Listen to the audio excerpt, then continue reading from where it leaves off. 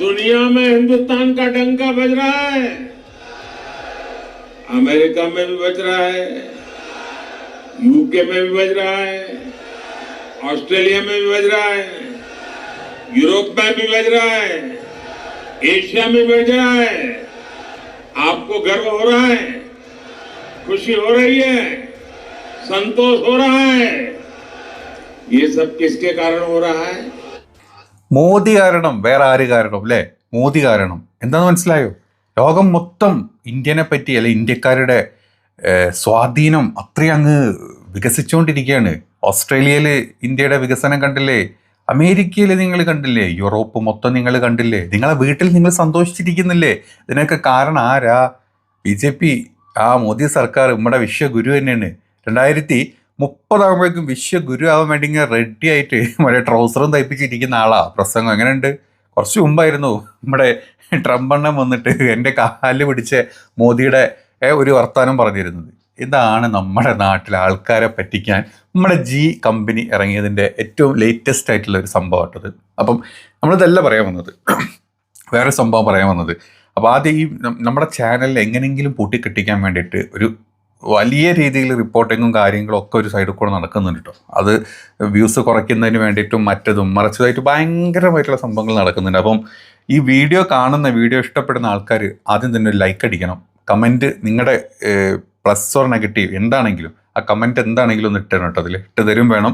പിന്നെ സബ്സ്ക്രൈബ് ചെയ്യാതെ കാണുന്നവരാണെങ്കിൽ അതും കൂടെ ചെയ്തു. അതിന് വേറെ പൈസ ഒന്നും കൊടുക്കണ്ടല്ലോ, വെറുതെ അല്ലേ. അപ്പം നമ്മൾ ഇന്ന് പറയാൻ വന്നത്, നിങ്ങൾ കണ്ടല്ലോ മോദിജിയുടെ സംസാരം. വിശ്വഗുരു പറയാണ് ഓസ്ട്രേലിയയിലും യൂറോപ്പിലും അമേരിക്കയിലും ലോകത്തെവിടെയും ഇന്ത്യയാണ് ഇന്ത്യ അല്ലാത്തൊന്നുമില്ല. പക്ഷെ ഇന്ത്യയുടെ യഥാർത്ഥ അവസ്ഥ എന്ന് പറഞ്ഞാൽ വളരെ പരിതാപകരമാണ്. ഇന്ത്യക്കാരെ ഏതായാലും പറഞ്ഞ സ്ഥലങ്ങളിൽ നിന്നൊക്കെ അടിച്ചു ഓടിച്ച് തുടങ്ങിയിട്ടുണ്ട്. അത് മതത്തിൻ്റെ പേരിലാണെങ്കിലും, അതിപ്പം മുസ്ലിമോ ഹിന്ദുവോ എന്ത് വേണമെങ്കിലും ആയിക്കോട്ടെ, മതത്തിൻ്റെ പേരിലാണെങ്കിലും നമ്മളെ ഇവിടുത്തെ വൃത്തികെട്ട കൾച്ചർ, പല വൃത്തികെട്ട കൾച്ചറുകൾ, അങ്ങനെ പറയാം. നല്ല കൾച്ചറല്ല, ഇന്ത്യക്ക് നല്ല ഏറ്റവും ബെസ്റ്റ് കൾച്ചറുള്ള ഒരു രാജ്യമാണ് ഇന്ത്യ കൾച്ചറലി.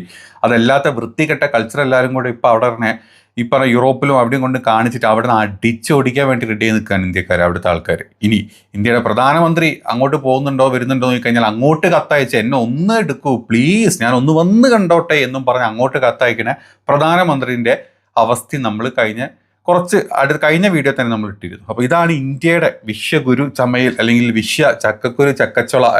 ചക്കച്ചുണ്ണി ഇതാണെന്നുള്ളത് നിങ്ങൾ മനസ്സിലാക്കണം. ഇനി നമ്മൾ പറയാൻ വന്നത്, പ്രധാനമന്ത്രി ഇത്രയായിട്ട് സംസാരിച്ച് വെച്ചിട്ടുള്ളൂ. ഈ കഴിഞ്ഞ ദിവസം ഓസ്ട്രേലിയയിലെ ഓസ്ട്രേലിയയിൽ സെനറ്റ് അംഗമായിട്ടുള്ള മാൽക്കം റോബർട്ട് ഒരു ഇന്ത്യനെ പറ്റിയൊരു പ്രസ്താവന പറഞ്ഞു. അതായത് ഇന്ത്യയിൽ നിന്ന് അങ്ങോട്ട് ചെന്നിട്ടുള്ള ആളുകൾ ഏകദേശം 10 ലക്ഷത്തിലധികം വ്യാജ ബിരുദങ്ങൾ ഉണ്ടാക്കിയിട്ടാണ് ഇന്ത്യക്കാർ വിദേശ സ്ഥലങ്ങളിൽ ജോലി ചെയ്യുന്നതെന്ന് പച്ചക്കാൻ പറഞ്ഞത്.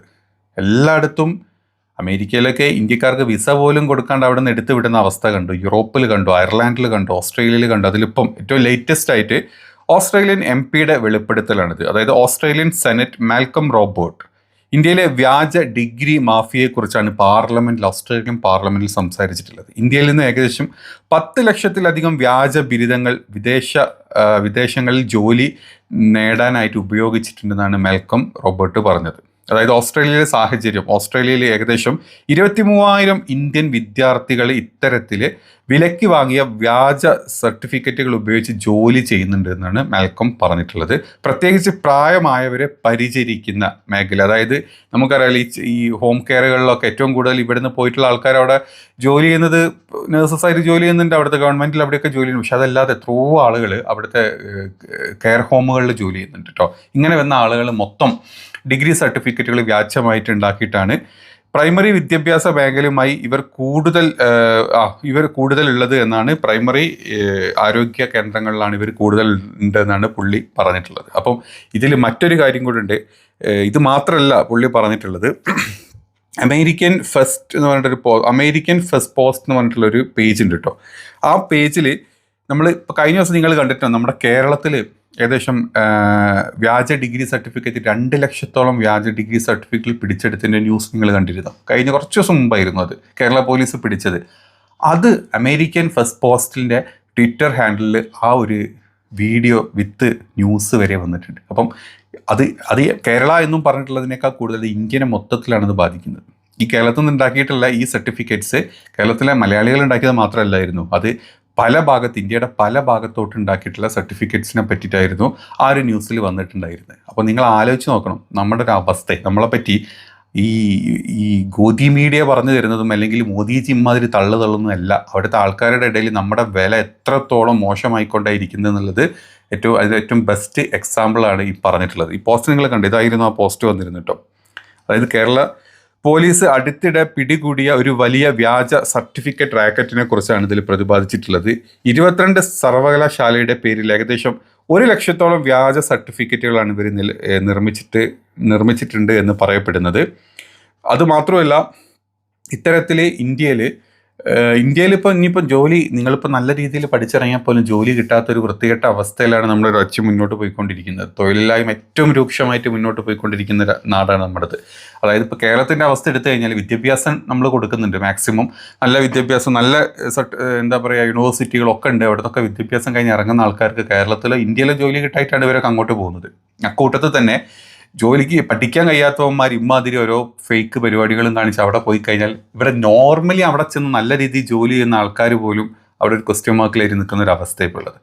നമ്മുടെ വിശ്വഗുരു പറഞ്ഞൊന്നുമല്ല അവിടുത്തെ അവസ്ഥ. നമ്മളെ പറ്റി വളരെ മോശമായിട്ടുള്ള ഒരു ഇതിലോട്ട് നമ്മുടെ ആൾക്കാരെ പറ്റിയുള്ള അവസ്ഥകൾ മാറിപ്പോകുന്നുണ്ട്. ഇനി മറ്റൊരു സംഭവം കാണിച്ചാൽ ഇതിപ്പോൾ സ്ഥിരമായി, ഇതിപ്പോൾ ഏറ്റവും പണ്ടുള്ളതാണ്, നമ്മൾ പറഞ്ഞ കൂട്ടത്തിൽ അങ്ങ് പറഞ്ഞു പോകുന്നുള്ളൂ. ഞാൻ ഈ കാണിക്കുന്നതുണ്ടല്ലോ, അതായത് ഉത്തർപ്രദേശിലെ ഫിറോസാബാദിലുള്ള ജയ സർവകലാശാലയുടെ അംഗീകാരം റദ്ദാക്കിയിട്ടുണ്ട്. അത് റദ്ദാക്കാനുള്ള മെയിൻ കാരണം എന്ന് പറഞ്ഞു കഴിഞ്ഞാൽ ഇത് തന്നെയാണ്, വ്യാജ സർട്ടിഫിക്കറ്റുകൾ ഇവരുടെ അണ്ടറിൽ ഇല്ലാത്ത ആൾക്കാരെ പഠിപ്പിച്ച് വിടുക, പഠിപ്പിച്ചിട്ട് കാണിക്കുന്ന സർട്ടിഫിക്കറ്റ് ഉണ്ടാക്കി കൊടുക്കുക എന്നുള്ളത് കൊണ്ടാണ് ഇത്തരത്തിലുള്ള എന്താ പറയുക ഈ ഒരു അംഗീകാരം നിർത്തലാക്കിയത്. പിന്നെ രാജസ്ഥാനിലെ അധ്യാപന നിയമം ഈ സർവകലാശാലയുടെ അതെങ്ങനെ കണക്ട് ചെയ്യുന്നതെന്ന് വെച്ച് കഴിഞ്ഞാൽ രാജസ്ഥാനിലെ എന്താ പറയുക അധ്യാപക നിയമനത്തിൽ ഈ സർവകലാശാലയിൽ 108 വ്യാജ ഡിഗ്രിയാണ് സർട്ടിഫിക്കറ്റുകളാണ് കണ്ടെത്തിയത്. അപ്പോൾ ഇവിടൊക്കെ ഈ സർട്ടിഫിക്കറ്റുകൾ വെച്ചിട്ട് ഇവന്മാർ, അതായത് അവിടുത്തെ സർട്ടിഫിക്കറ്റ് വെച്ച ആൾക്കാർ ജോലി ചെയ്തെന്നുള്ളത് കണ്ടു തന്നെ അറിയേണ്ടി വരും. അപ്പം ലോകരാജ്യങ്ങൾക്കിടയിൽ ഇന്ത്യയുടെ പ്രതിച്ഛായ ഉയരുന്നു എന്ന് പ്രധാനമന്ത്രി ഇങ്ങനെ വന്ന് അവകാശപ്പെടുമ്പം അത് വെറും തള്ളാന്നുള്ളത് ഈ പാവപ്പെട്ട മനുഷ്യന്മാരെ നിങ്ങൾ മനസ്സിലാക്കണം. നമ്മളെല്ലാം കൊണ്ടും പൂറായിക്കൊണ്ടിരിക്കുകയാണ് ഇപ്പം, നമ്മുടെ പോളിസീസും നമ്മുടെ എല്ലാം. അന്താരാഷ്ട്ര തലത്തിൽ നമ്മൾ ഇത്തരം തട്ടിപ്പുകളെ കുറിച്ച് ആൾക്കാർ ചർച്ച ചെയ്തു തുടങ്ങി. ഓസ്ട്രേലിയൻ സെനറ്റിലൊക്കെ ഇത് ചർച്ച ചെയ്തു തുടങ്ങി. അമേരിക്കൻ ഫസ്റ്റ് പോസ്റ്റ് പോലത്തെ ട്വിറ്റർ ഹാൻഡിലുകൾ നമ്മുടെ ഈ ന്യൂസിനെ പറ്റി സംസാരിച്ച് തുടങ്ങി. ഇന്ത്യക്കാരെ നിങ്ങളോട് തിരിച്ചു പോ, നിങ്ങൾ ഇവിടുന്ന് ഇറങ്ങിപ്പോ എന്ന് പല ആളുകളും സംസാരിച്ച് തുടങ്ങി. ഇന്ത്യയിലെ എന്താ പറയുക ഭരണവും എല്ലാം കംപ്ലീറ്റ് RSS എങ്ങനെ തട്ടിയെടുക്കുന്നു, ഇന്ത്യ ഇല്ലാണ്ടാക്കുന്നു എന്ന് പച്ചക്ക് ന്യൂയോർക്ക് ടൈംസ് പോലത്തെ പത്രങ്ങളുടെ ഫ്രണ്ട് പേജുകളിൽ വന്നു തുടങ്ങി. ഇതൊക്കെ കഴിഞ്ഞ 10 കൊല്ലം കൊണ്ടാണ്. സ്റ്റാർട്ടിങ്ങിൽ ഞാൻ മോദിയുടെ തള്ള് കാണിച്ചു തന്നിരുന്നു.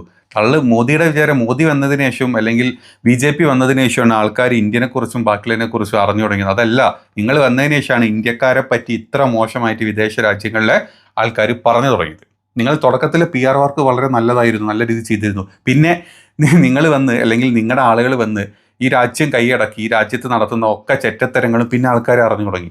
അപ്പം പിന്നെ PR അവിടെ ഈ അന്ധഭക്തർക്ക് മുമ്പിൽ ഇങ്ങനെ കണ്ണടച്ച് വെക്കാനുള്ള സംഭവം മാത്രമായിട്ട് ഈ PR മാറിക്കഴിഞ്ഞ് യാഥാർത്ഥ്യം എന്താണെന്ന് ആൾക്കാർക്ക് മനസ്സിലായി. 2014 മുമ്പിലുള്ള ഇന്ത്യക്കാർക്ക് കിട്ടിയിരുന്ന ഒരു മതിപ്പ് അല്ലെങ്കിൽ ഇന്ത്യക്കാർ എന്ന് പറഞ്ഞു കഴിഞ്ഞാൽ അവിടുത്തെ അന്നൊക്കെ ഇന്ത്യക്കാർ അവിടെ പോയി ജോലി ചെയ്ത് കറക്റ്റ് ജോലി ചെയ്ത് മെച്ചപ്പെട്ട രീതിയിൽ ജീവിതം ഉണ്ടായിരുന്നു. ഇപ്പം അതല്ല. ഇപ്പം ഇന്ത്യക്കാർ അവിടെ ചെന്നിട്ട് കുളത്ത് കുളിക്കാനും അല്ലെങ്കിൽ ശിവലിംഗം കൊണ്ടുപോകാനും അല്ലെങ്കിൽ ജയ് രാമ വിളിക്കാനും മാത്രമായി പോകുന്ന ഒരവസ്ഥ, അല്ലെങ്കിൽ അത്തരത്തിൽ അവിടുത്തെ നഗരങ്ങളിലേക്ക് ഇറങ്ങി ഒരു കൂത്താടുന്ന വൃത്തികെട്ട ജന്മങ്ങളാകുന്ന ഒരു തരത്തിലുള്ള സംഖ്യകൾ പോയിട്ടാണ് അവിടെ ഇത്രയും മോശമാക്കിയത് ഈ സ്ഥലങ്ങളിൽ. അതുകൊണ്ട് ഇപ്പോൾ ഇന്ത്യക്കാരെ പറ്റി ഭയങ്കര മതിപ്പാണ്. എങ്കിലും ഇവിടെ വന്ന് ഒരു ഉളുപ്പില്ലാണ്ട് ഒരു തെരഞ്ഞെടുപ്പ് പ്രചരണത്തിന് ജാഥയിൽ വന്ന് ഇമ്മാതിരി തള്ളുന്ന പ്രധാനമന്ത്രിയാണ് നമുക്കുള്ളത്. പച്ചക്ക് ട്രംപ് പറഞ്ഞ് നമ്മൾ കേട്ടു അല്ലേ, അങ്ങോട്ട് കാല് പിടിക്കുക, ഒന്ന് എന്നെ വിളിക്കൂ, കൊണ്ടുപോ, അല്ലെങ്കിൽ എനിക്ക് എൻ്റെ അന്ധഭക്തരുടെ മുമ്പിലേ എനിക്ക് പിടിച്ചു നിൽക്കാൻ പറ്റില്ല, എന്നെ അങ്ങോട്ട് വിളിക്കുമോ എന്നൊക്കെ ചോദിക്കുന്നത്. എന്താ അവസ്ഥയുടെ ഊച്ചാളികൾ എന്നൊക്കെ പറഞ്ഞു കഴിഞ്ഞല്ലോ. രാജ്യം ഭരിക്കുന്നതും അതേ അവസ്ഥ, രാജ്യം ഭരിക്കുന്നതിന് താങ്ങുന്ന മറ്റു ഊച്ചാളി എല്ലാം ഒരേ വർഗത്തിൽപ്പെട്ട സാധനങ്ങൾ.